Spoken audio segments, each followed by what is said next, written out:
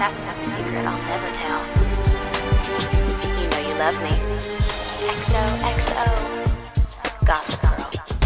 Hello tout le monde, c'est Emilie, on se retrouve aujourd'hui pour une vidéo très spéciale. Si vous me connaissez un tout petit peu, rien qu'un tout petit peu, vous savez que Gossip Girl c'est ma série préférée de tous les temps parce que j'en parle tout le temps, que ce soit sur Twitter, sur Instagram, sur YouTube. Comme vous avez pu le voir, je suis allée à New York et évidemment je ne pouvais pas aller à New York et ne pas marcher sur les pas de ma série préférée, donc j'ai fait un Gossip Girl tour en passant par l'appartement de Serena, à celui de Nate, à celui de Blair, à celui de Chuck, bref j'ai tout fait. Aujourd'hui je vais faire un petit peu un trait sur Gossip Girl version vidéo, je vais vous dire tout ce que vous ne savez pas, les petits détails des coulisses, etc.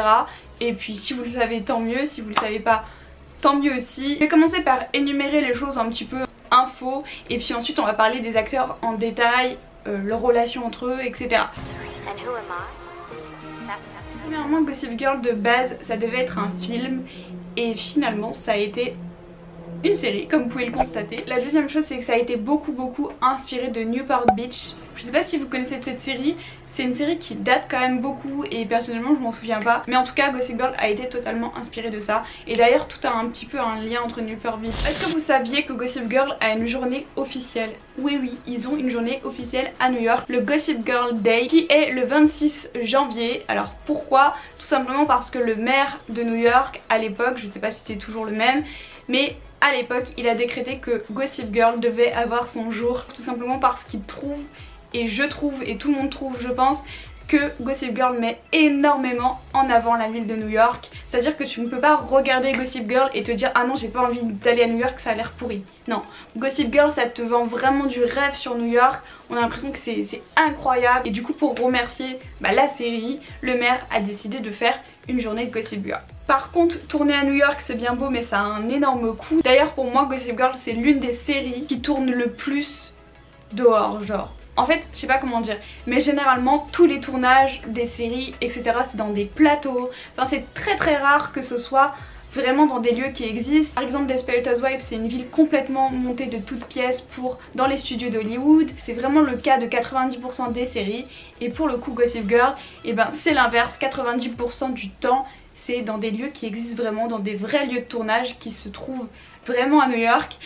Et ça c'est vraiment génial. Il y a tellement d'endroits où Gossip Girl a tourné. Enfin franchement ils ont tourné de partout à New York. Ils ont tourné dans l'Empire State Building, ils ont tourné dans le Met Museum, que ce soit à l'intérieur et à l'extérieur. Constance Billard, donc le lycée qu'il y a dans la série, existe vraiment, sauf que c'est un musée à New York, j'y suis allée aussi. Ça fait vraiment quelque chose parce que il y a plein de scènes qui se passent à l'école et du coup ça fait trop bizarre d'y être et d'être vraiment dans le décor de ta série préférée, genre.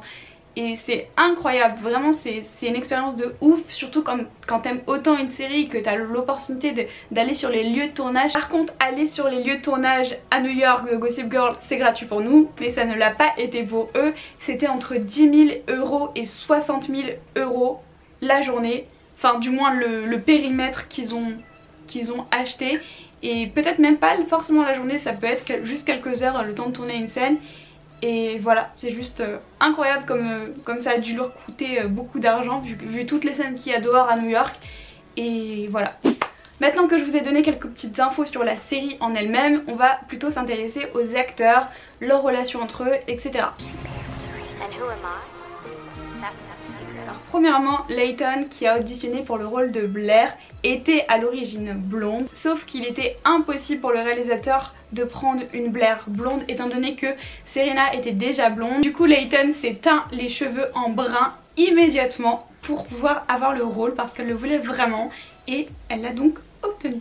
Taylor Mossman qui jouait le rôle de Jenny devenait de plus en plus désagréable. Elle a donc créé son groupe de rock et elle a vraiment voulu s'investir dedans, elle a vraiment changé son look. On peut également le ressentir du coup dans l'évolution du look de Jenny Humphrey, ce qui n'était absolument pas prévu à la base. Les réalisateurs ne voulaient pas du tout que Jenny se métamorphose en quelqu'un de grunge et rock, mais Taylor leur a imposé ce changement. Comme Jenny était un personnage important de la série à ce moment-là, et ils l'ont laissé faire son changement et ils l'ont aussi du coup fait sur Jenny Humphrey. Alors ça c'est une rumeur que vous avez peut-être entendu parler, mais il y en a plein qui l'ignorent. Je sais que ma pote avec qui je suis partie à New York et qui était complètement fan de Gossip Girl autant que moi et avec qui j'ai fait le Gossip Girl Tour, elle n'était pas du tout au courant. Mais il y avait une rumeur qui disait que Blair et Serena ne s'entendaient pas du tout.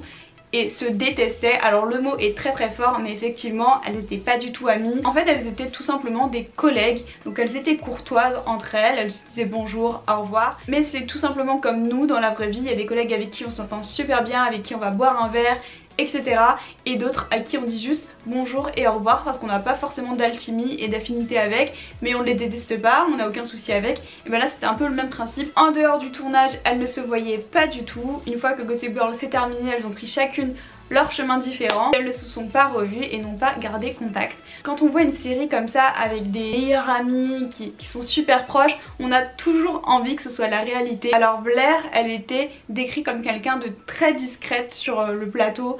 Elle avait toujours un livre à la main, elle était assez introvertie, ce qui était totalement l'opposé de Serena qui était beaucoup plus fun, beaucoup plus ouverte, à tel point que Nate était choqué d'apprendre que c'était elle qui allait jouer Blair parce que c'était vraiment deux personnages tellement différents et c'est à ça qu'on reconnaît une bonne actrice, vraiment de pouvoir s'imprégner d'un rôle qui n'est pas du tout le tien, qui n'est pas du tout ta personnalité. Et voilà, ça prouve à quel point Layton est une très bonne actrice parce qu'elle a vraiment fait Blair à la perfection. Pourtant c'est pas du tout, mais alors pas du tout sa vraie personnalité. Penn Badley n'aimait pas du tout jouer dans Gossip Girl. Le réalisateur disait souvent que c'était le personnage qui se rapprochait le plus de la réalité, il ressemblait beaucoup à son personnage. Et du coup ça prend un peu tout son sens quand il dit qu'il n'aimait pas jouer dans Gossip Girl parce que Dan il est un peu dans un autre univers, un autre monde. Et du coup je comprends totalement. Et pour les 10 ans de Gossip Girl, les acteurs ont été interviewés en l'honneur des 10 ans et Penn a refusé de répondre aux questions sur Gossip Girl. Voilà, c'est un peu dommage. Encore une fois je trouve ça un petit peu opportuniste parce que Gossip Girl c'est ce qui l'a fait se connaître. Sans Gossip Girl il ne jouerait probablement pas dans You aujourd'hui. Et d'un autre côté je peux le comprendre parce que le problème de Gossip Girl c'est que les fans sont présents même très longtemps après. C'est toujours un peu plus compliqué de se détacher du rôle qu'ils incarnaient dans Gossip Girl. Par exemple Ed Westwick à l'heure d'aujourd'hui on l'appelle toujours Chuck Bass dans la rue et du coup ça le gonfle et c'est normal parce que voilà, Chuck Bass c'était un personnage et qu'on l'appelle comme ça dans la rue même 10 ans après, je peux comprendre que ce soit un peu chiant. Et je peux comprendre aussi que Penn en avait marre d'être associé à Dan Humphrey tout le temps, sachant qu'il part sur des projets un petit peu plus sérieux tels que You sur Netflix qui cartonne et qui est vraiment beaucoup plus sérieux que Gossip Girl. Et pour finir je vais vous parler des couples qui se sont faits ou défaits depuis ou dans Gossip Girl. Donc c'est parti. Alors premièrement il faut savoir que Penn et Blake, donc Dan et Serena, se connaissent depuis super longtemps. Ils étaient dans la même école il me semble. Donc ils se sont retrouvés tous les deux dans Gossip Girl, c'est assez drôle. Ils sont réellement sortis ensemble pendant 3 ans, de 2007 à 2010. Dan et Serena avaient caché leur rupture à la production pour ne pas qu'ils pensent que ça allait entacher leur travail ou que ça allait changer quoi que ce soit. Finalement 2 mois après, lors de l'épisode final de la saison 2, ils ont annoncé qu'ils étaient séparés depuis déjà plusieurs semaines et l'équipe était sous le choc parce que vraiment ils avaient rien vu venir et leur travail était toujours aussi bien que quand ils étaient ensemble. Même si on a tous rêvé que Chuck et Blair soient réellement ensemble dans la vraie vie, il n'y a jamais rien eu entre eux. D'ailleurs je suis une petite fouine et j'aime bien regarder les behind the scenes de Gossip Girl du coup. Et il y a un moment où genre Blair est assez écœurée de Chuck juste après un bisou.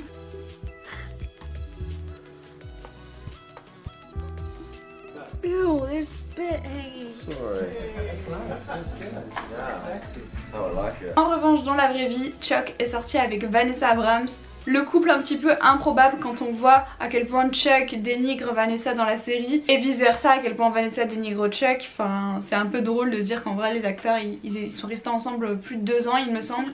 Alors même si Layton et Ed ne sont jamais sortis ensemble, en revanche Layton aka Blair est sortie avec Carter Basing jusqu'au jour où ça s'est fini et que elle a refait sa vie avec Adam Brody. Toujours niveau couple, on a eu Lily et Rufus qui sont sortis ensemble également. J'adore Lily et Rufus dans la série et je trouve qu'ils vont vraiment super bien ensemble. Sur le compte Instagram de Matthew, on peut voir qu'il a plusieurs photos de son enfant avec sa femme, etc. Mais récemment, Kelly alias Lily a posté une photo d'elle et de Matthew le 27 juin, donc c'est vraiment tout récent. Donc voilà tout le monde, j'espère vraiment que cette vidéo vous aura plu. C'est pas du tout le type de vidéo que j'ai l'habitude de faire, mais j'espère quand même que ça vous aura plu et n'hésitez pas à la liker si ça a été le cas. En attendant une prochaine vidéo, je vous invite à aller me suivre sur mon compte Instagram @EmilyBenZ. Je vous retrouve très vite dans une prochaine vidéo et je vous fais plein de bisous, prenez soin de vous.